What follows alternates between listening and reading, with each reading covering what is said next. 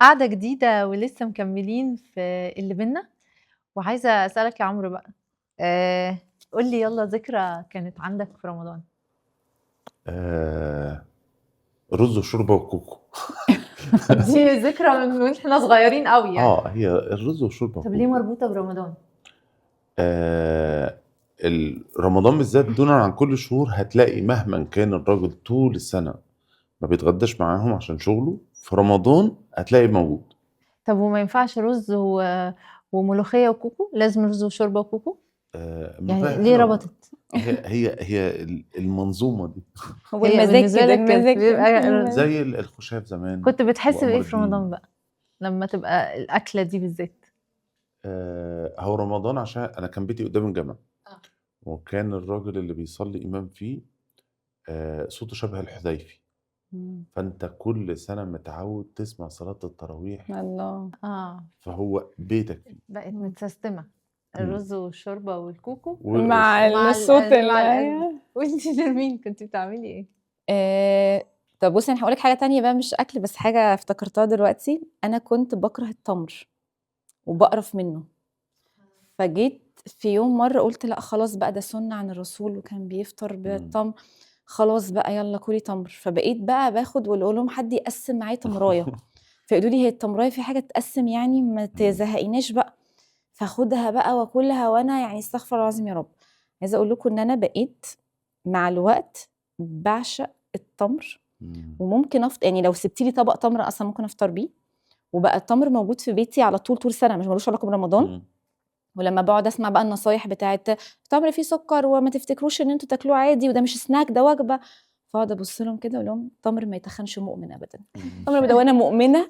في رجيم اسمه رجيم التمر اصلا. بجد ابعتوا لي ده، والله ابعتوا لي انت ده. فطار غدا عشاء تمر بجد بس. تمر هو على بس دي فكرة ده خسيسة الحاجة أوي. الوحيدة أصلًا ممكن الإنسان يعيش عليها بجد، يعني هي دي حاجة. حقيقة عشان في كل بس هو فبقيت اكتر اكله مشهوره في رمضان الزبادي. والقطايف طب أنا أقول لكم لا باعمل قطايف الزبادي، بإيه؟ الزبادي الزبادي عشان بتعملي بالليل قطايف ليه؟ في بتعملي قطايف ليه؟ شركات بيتريقوا عليَّ. التسويق كان عندهم مشكله بتاعه الزبادي ان هو موسم الزبادي رمضان. أيوه، أيوه، في أيوه، السحور لازم واللبن الزبادي. الرايب لا انا أيوه. بتكلم في بيت يبقى فيه رمضان يعدي يوم من غير زبادي مستحيل. لأ، طب وبقيه السنه؟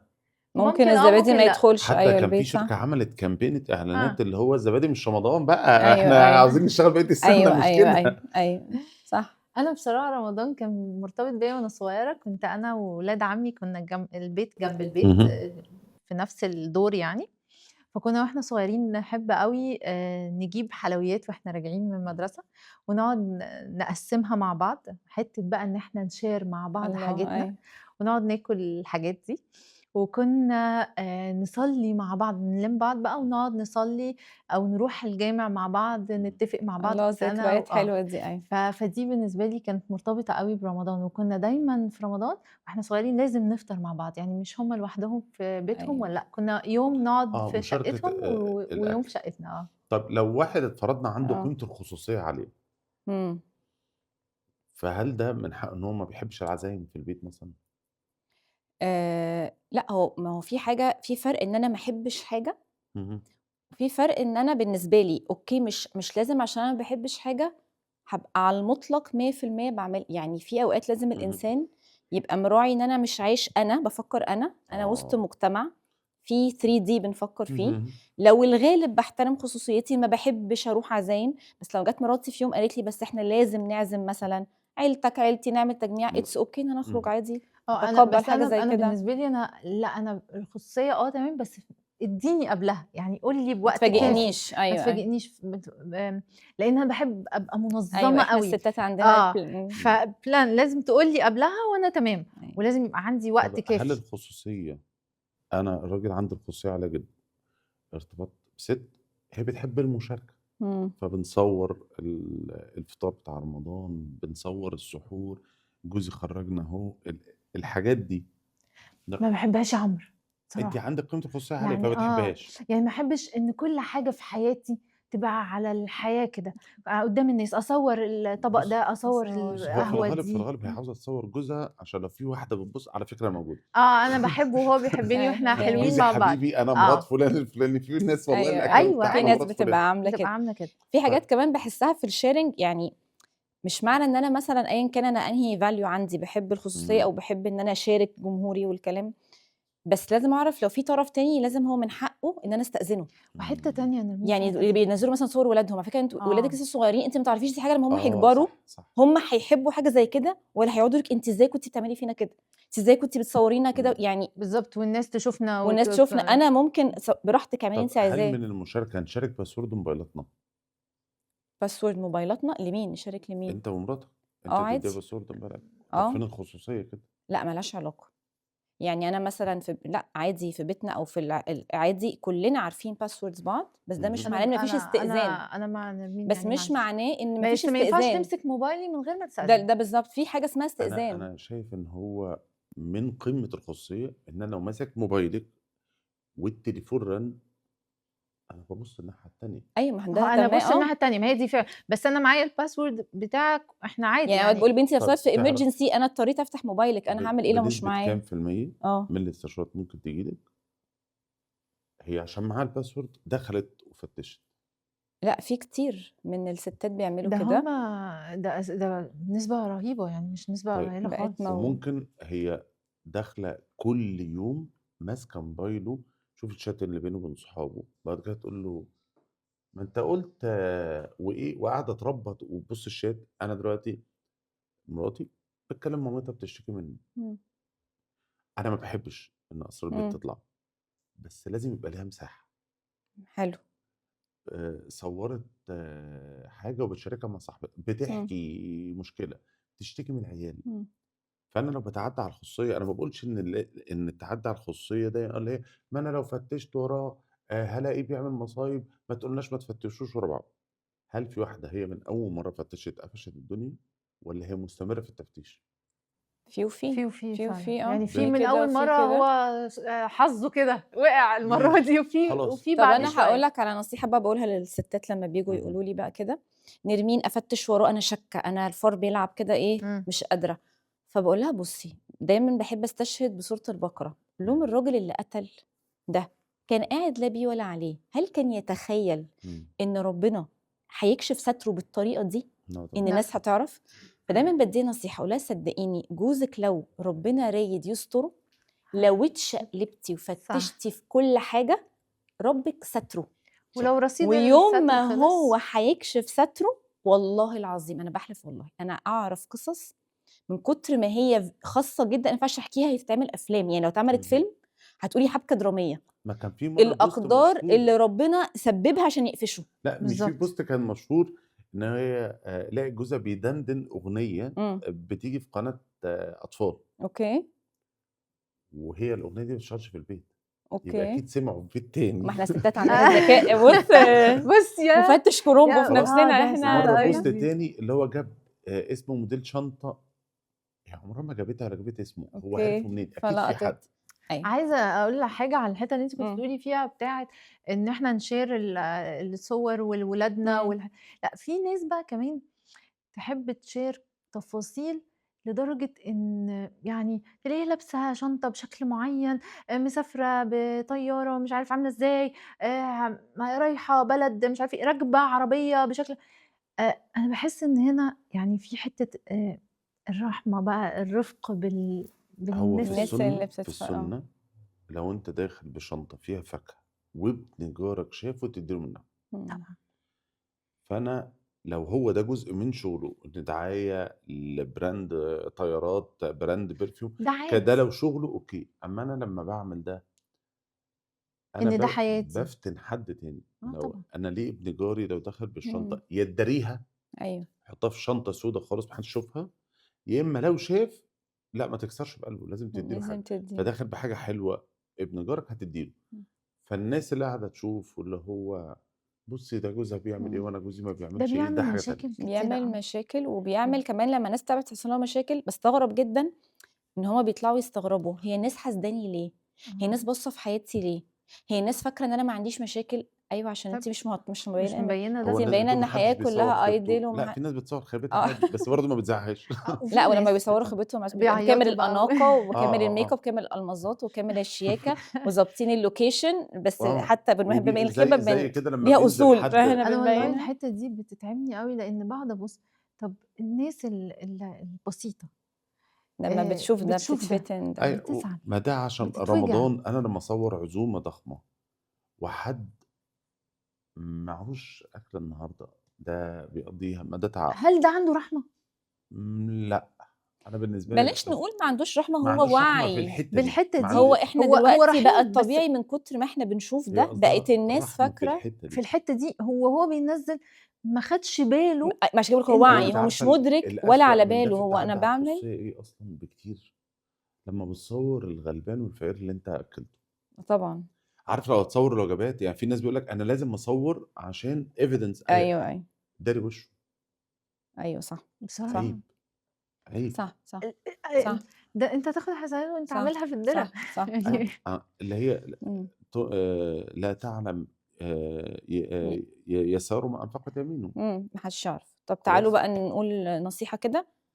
لو هنقول كده نصيحة، أنا هقول لا تجسسوا، وده مش في ديننا، ربنا أمرنا ما حدش يتجسس، ولا نتجسس ولا احنا نكشف عوراتنا وعورات اهم. بيوتنا. تقول للناس نصيحة ايه؟ آآ زي ما أنتِ ليكِ أسرار، يعني كان في حد متابعي كان بيقول لك: "لو أن للذنوب رائحة ما عاشر الناس." مم. فزي ما أنتِ قُلتِ بما إن ربنا ساتره في حاجة ما ندوّرش، إن أنت في حاجات عندك لو أنت الناس دوّرت وراك أنت هتتأذي، فلا تأذي ولا تتأذي. ماشي أنا حلو. بالنسبة لي بقى شايفة إن خلّيكِ استخدمي ذكاء الأنثى ايوه وخلّيكِ ناصحة، واعرفي إنِّك بعد ما قررتِ إنِّك هتفتشي ولقيتِ، هتعملي إيه؟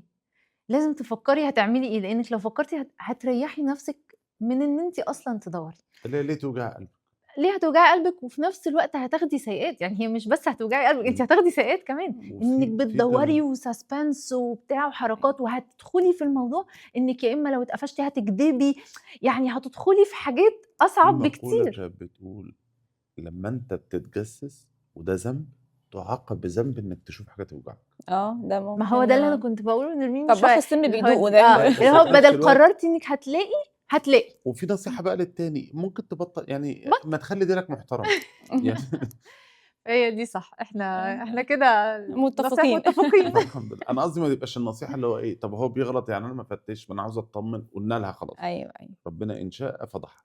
طب وأنت بقى لِم نفسك، بس وما تاخدش ربنا ستر ساترها ربنا فور يعني. جرانتد، ما تاخدوش حق مكتسب. بالضبط، اهم. بالضبط، لإنه بيزيد أوي. بيزيد.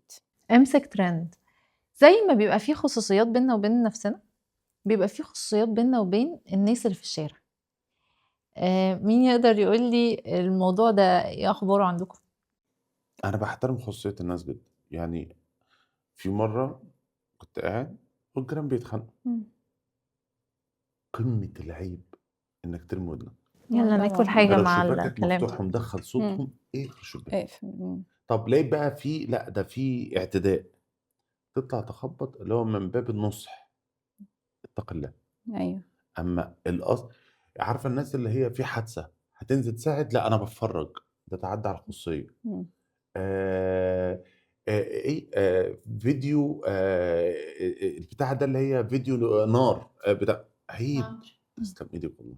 طب ما تاخدي أنتِ طب هاتي الصينية. حطوا انتوا هاتوا اللي هو التعدّي على الخصوصية. طب واحد بتاع موبايلات، مم. أنت رايح هتودّي عنده الموبايل، فينزّل الصور، تتعدّى على الخصوصية، ده حرام شرعًا، مم. ده حرام. ايوه. أنت بتهتك ستر حد. حد نزّل فيديو يبقى فيه خلاص منظر هي. مش كويس، فيه منظر مش كويس. أنت لمّا بتشيّره زي ما قُلنا، أنا كل حسنة باعملها، تسلم ايدك يعني. كل مم. حسنة وكل ما أدل حد على حسنة هي في ميزان حسناتي، مم. وأكيد كل سيئة في ميزان سيئاتي. طبعا. فأنا رمضان فرصة إن أنا أكتّر حسناتي، فما أبوّظهاش بسيئاتي. مم. ولو قدرت أكنترول نفسي في رمضان، أكنترول نفسي برّه. مش انا هقول لك بقى حاجه في الجزئيه دي برضو، انا ليا عتاب فيها على بعض من صناع المحتوى اهم. او كتير من صناع المحتوى، انه احنا قعدنا كتير، احنا اتربينا وبنربي ولادنا البيوت اسرار، زي ما اهم. عمرو بيقول ايه ده، نقفل الشباك ما نسمعش مين بيزعق مين بيقول، ملناش دعوه بحد، لا نخلينا في حالنا. فلما انت بتدي ولادك والاجيال طالعه المسجز دي، بس هم بعينهم شايفين كل يوم على السوشيال ميديا الترندات ان كل كابل قصه حب الاء وعلاء، بنوري بنتخانق ازاي، لما مراتك تعمل ايه بنعمل، لما انا كراجل لما مصروف البيت بيخلص، لما احنا بنروح السوبر ماركت. فانا عقلي عامل ايرور، انتوا منين بتقولوا لي ده؟ انت ومنين الدنيا حتى دلوقتي عامله كده؟ الدنيا، فهو بقى بيت الناس ما بقاش كونسبت الخصوصيه، هو عقله اعتاد ان البيوت مفتوحه اصلا ده في أسوأ والحياه من طب ما كده. هي دي يا مفتوحه. نرمين محتاجه ان ما ده احنا انا بقوله ان نربي. محتاجين توعيه، بالظبط. انه يا جماعه ده احنا كنا بنقعد ما زلنا بنقول فكري 1000 مره قبل ما تحكي لمامتك، بنقول مشاكلك بينك وبين مشاكلك وما بين جوزك جوزك ما تطلعش، طبعا. تطلع بقى لجمهور احنا ما نعرفوش اصلا. لا ده في حتة كارثة أكتر. قل لي لمن تقرأ أقول لك من أنت، مم. قل لي لمن تشاهد أقول لك من أنت. مم. هل في تربيتك سمعت عن تربية إن ست تمد إيديها على راجل، لا لا طبعا. طبعا. تذنبه؟ لا. اقول لك حاجه يا عمرو في الحته دي، مم. انا بابايا كان دايما يقول لي ايه، الست ما تعليش صوتها على جوزها. مهم. الست ما لما جوزها يعلي صوته ويبقى متخانق وكده تسكت، مم. وبعد شويه تعاتبه بحب، مهم. تعرفه ايوه قد ايه انت وجعتني، زعلتني ايوه ووجعتني، بس يا سيدي انا عديتها. الراجل بيحس، بس في نفس الوقت تقوليها له امتى وازاي. صح. مم. أنا بقول لك دلوقتي السوشيال ميديا جايب لك إيه، هو دخل عمل غلطة، الراجل داخل مم. لقى ابنه متذنب، ليه؟ قامت الزوجة مذنباه معاه. ايه ده؟ ايه ده؟ مم. مذنباه مع فانا مين؟ مذنبه الطفل مع ابوه، الاتنين بصوا الاب للحيطه. متذنب. خلاص على فكره هو ده مش تشوه لمنظومه الاسره؟ دي هو مصيبه، مصيبه لان الولد كارثه. فانا يعني مم. بجد يا جماعه لازم يبقى في مخ، بقول لكل مش اي ترند يطلع ومش اي حد يعمل نجري نروح نقلدها ونشيرها ونضحك ونعمل. انا اوقات بشوف والله العظيم كونتنت، ببص كده الاقي فيه مليون لايك، اقول فيه مليون مواطن عجبه ده، ده كان في احنا في واحد حته وحشه منزل قوي. سكرين شوت من قصه مكتوب، قصه كلمه مش محترمه، محارم، 18 مليون قرايه للبوست ده، اللي هو بيقول لك تحذير عشان ما وهو تاخدش ده ذنب بقى حد. فكره الترند، يعني بالظبط. مين يجيب النهارده بقى مفهوم ان مين يجيب اكتر. مشاهده ما هو صح. اسال السوشيال ميديا باب حسنات او باب سيئات. انا مشاير حاجه، صح. انت قلت نصيحه في فيديو وطبطب على مراتك، مم. فكل راجل طبطب على مراته في ميزان حسنات، مم. قوم اعمل كذا هيحصل ده. طب ما في كان ترند برضو كان فتره اللي هو اغنيه غيران في غيرتي عليها، ولا لا مش عارفه. لا اسمه مش ده متابعه ترندات حاجه اصلا انا كده، انا بتكسف شو تبع اللي ترندات. هو ان انا غيرت شديده ايوه يعني، اه فجايبينها بقى اللي هو ايه، مكسرها ومجبس ايديها عشان سلمت على ابن خالتها، عشان ايه؟ سلمت على ابن سلمت على خالتها، ابن انا خالتي. بكلم. على ابن خالد، يعني ان هو غيران يا عيني بقى فوصل ان هو يعمل هل كده. ده تعدي وتأثم عليه شرعا؟ تتحاسب امام الله من القيامه.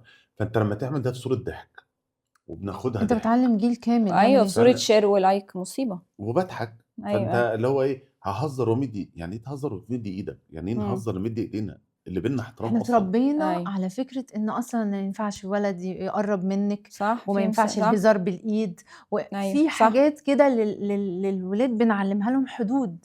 صح. او احنا الام الترند اللي بيكسر الحدود. قاعده صح. بتخلي ابنها بيزعق لها، ايوه في او محتويات. بتعمل محتوى وهي قاعده بتزعق له، او الواد بيزعق لها، او ايوه الواد بيرمي حاجه صح. النهارده بقى الجيل ده سلوك. كله عايز يطلع ترند، مش مهم يشتغل. يعني في منهم يقول لك ايه، انا اتعلم ليه، ما فلان ما اتعلمش وبيعمل فلوس، ما ايوه فلان شورت كات. بيعمل ما فلان ايوه طب بيعمل انا ترند. ليا كذا فيديو ترند والله، تمام، بس نصيحه فكل واحد هيسمعها في ميزان مم. حسناتي.